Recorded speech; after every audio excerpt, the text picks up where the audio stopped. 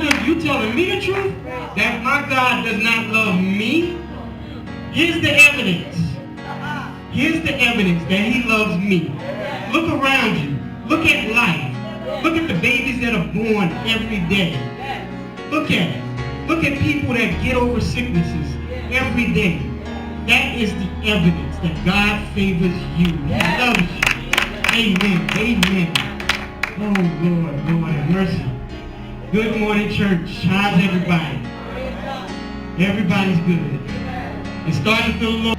God favors me. God loves me. God is patient with me. God is kind to me. You have to listen to those words. You have to listen to them words. Love is patient. Love is kind. If you do not have those characteristics, love is not there. If those characteristics is not there, love is not there. You have to realize that. How do we even know God favors us? Because of his word. He favors us because of his word. He concocted an entire plan just to save you. And he instructed people to write it down so it can be placed into his book. He favors us that much. He loves us that much that he did not want your soul to die. You were too precious and too important to him for that to happen. He favors you. You got to realize that. You have to take a step back and think about that. Every time you're going through any kind of situation, whatever is happening, you got people in here that's sick right now. It's cold. But in the midst of that, take a step back and say, God favors me because I'm here. I mustered the strength to get here. I want to know what's on your mind, Lord. So bring it forth, God. Bring it forth, God, and let it rest on the ears and the minds of those who need to hear it. In Jesus' name. Amen.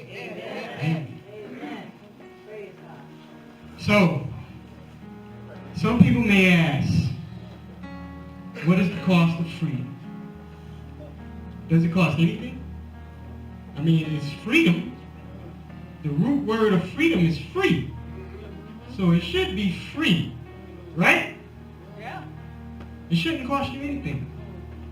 But in today's society, in this world, they place a price on it.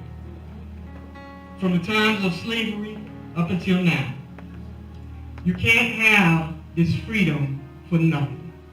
You're gonna give me something for me to give you that freedom.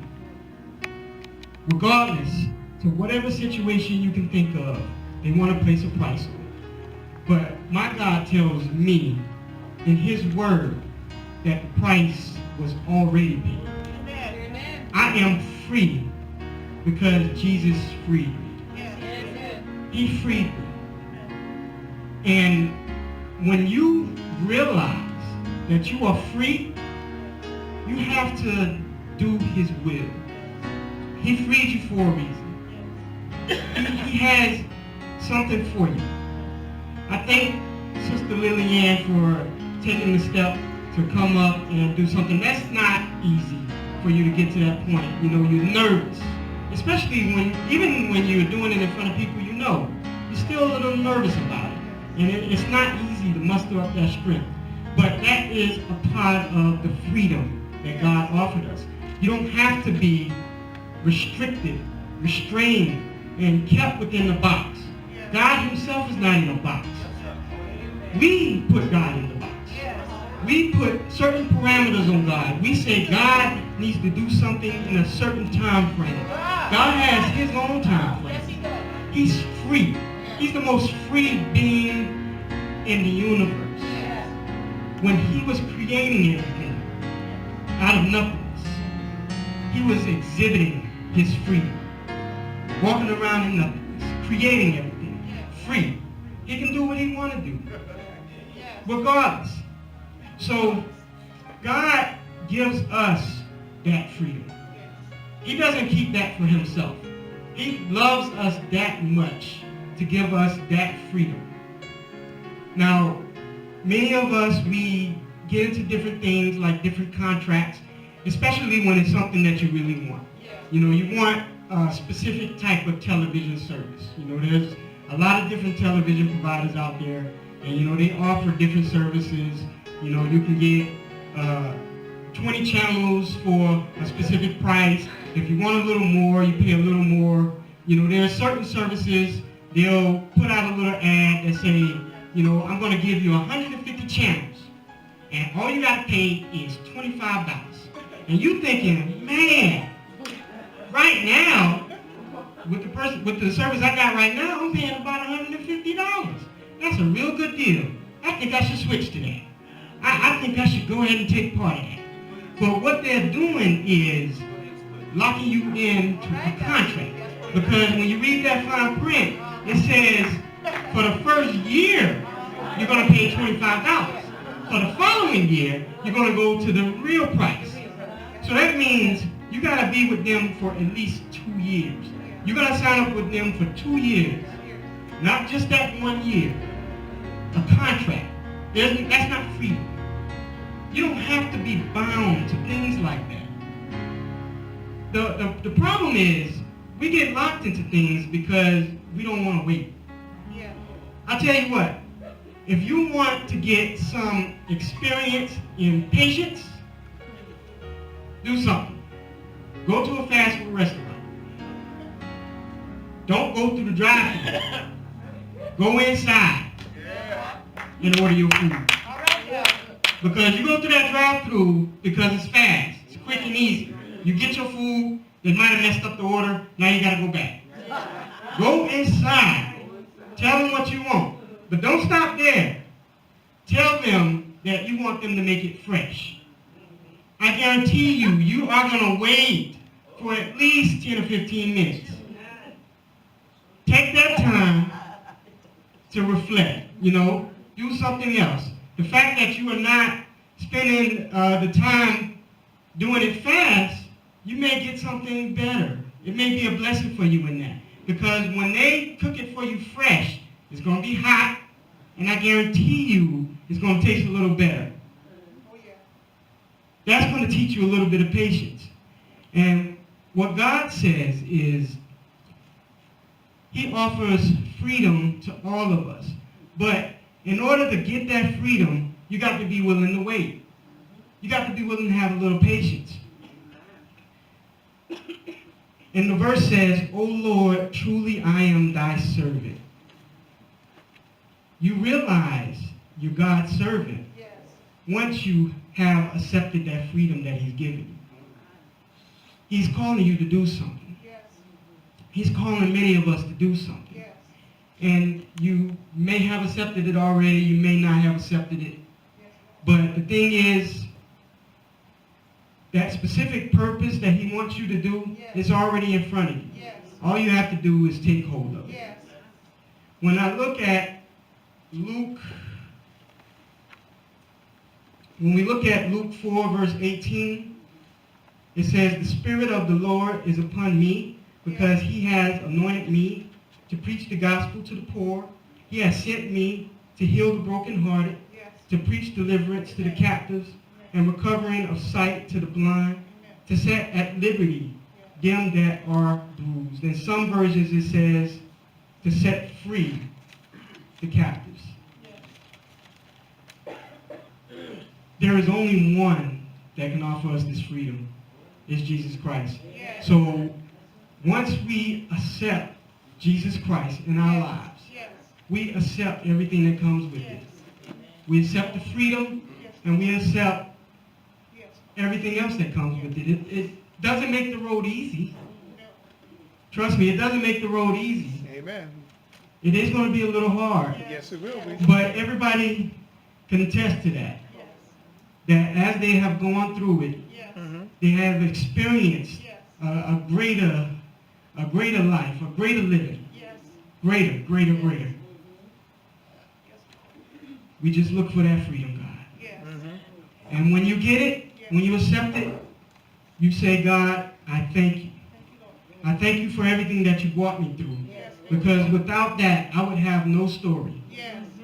I would have no story. Okay. And that story is what keeps you going. You have to go through it. He didn't want to make it easy for you. Somebody asked me the other day, if you had it any different way, would you have changed your life? Because I tell, many people, I grew up in a single parent home. The father wasn't there. In the midst of it, it felt bad. Because, you got people around you that have both parents in the house, and you see how they're living. They, at 16 years old, got a car, they got money coming in and things like that. So you feel like you want to have what they have. But when I look back on it, I wouldn't change anything. Because I realized after the fact that struggle process actually made me who I am today. Amen. The struggle process makes you who you are. Because without that struggle, you wouldn't have the strength. And you wouldn't be able to tell somebody else how to go through it. So that freedom that God wants to offer us, you have to grab it and take hold of it. Amen. Amen.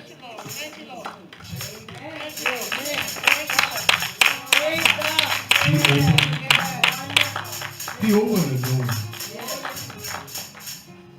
And because he opened it, I guess I got to go through it. The latter part of that scripture says, he loosed my bonds. How many of you can attest to the fact that you were tied to something? Yes. Amen. Think about when you were tied and the miserable feeling that you had, or how you felt being tied. He says, I come from a single parent house. I come from a two-parent house, being an only child, father in the military. But the values that my mom instilled were stronger than the one my dad instilled. Amen. Okay? And what happens is, even though, and I said this today in prison ministry, we do this. We do this. God calls us. And when he calls us, what happens is, as we grow, we take the easy route. The easy route is the one that every one of us has to go in order to get back to the righteousness. Amen. Why? Because we have to have some type of experience. Yes. You're going to have to go through hell in order to get to heaven. Plain and simple. There is no way you're going to march straight into heaven. It ain't going to work that way.